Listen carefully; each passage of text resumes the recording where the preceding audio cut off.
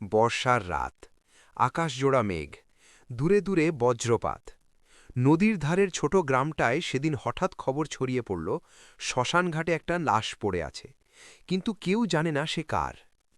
গ্রামের স্কুল শিক্ষক রতনবাবু প্রথম খবরটা শুনেছিলেন চায়ের দোকানে। লোকজন বলাবলি করছিল লাশটার চোখ নাকি খোলা, আর ঠোঁটে হালকা হাসি। হাসি? রতনবাবু অবাক হয়েছিলেন। মৃত মানুষ কি হাসে? সেই কৌতূহলী তাকে রাতের অন্ধকারে শ্মশানের দিকে টেনে নিল।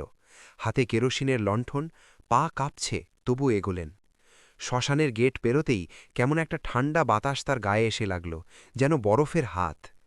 দূরে একটা চিতার কাঠের ওপর সত্যি একটা লাশ শুয়ে আছে, সাদা কাপড়ে ঢাকা, কিন্তু মুখ খোলা।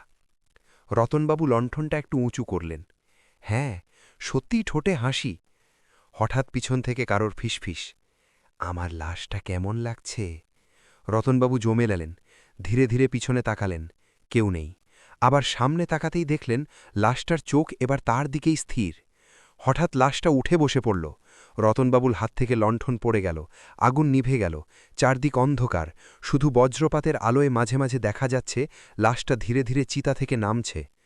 আমি মরিনি, কর্কশ গলায় বলল সে, ওরা আমাকে মেরেছে, কিন্তু আমি ফিরেছি।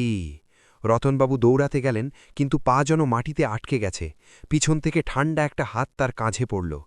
পরদিন সকালে গ্রামবাসীরা শ্মশানে দুটো লাশ পেল, একটা অচেনা, আরেকটা রতনবাবুর। কিন্তু অদ্ভুত ব্যাপার, রতনবাবুর মুখেও তখন হালকা একটা হাসি লেগেছিল। তারপর থেকে গ্রামের লোকজন বলে, বর্ষার রাতে শ্মশানের দিক থেকে দুজনের ফিসফিস শোনা যায়, আমার লাশটা কেমন লাগছে।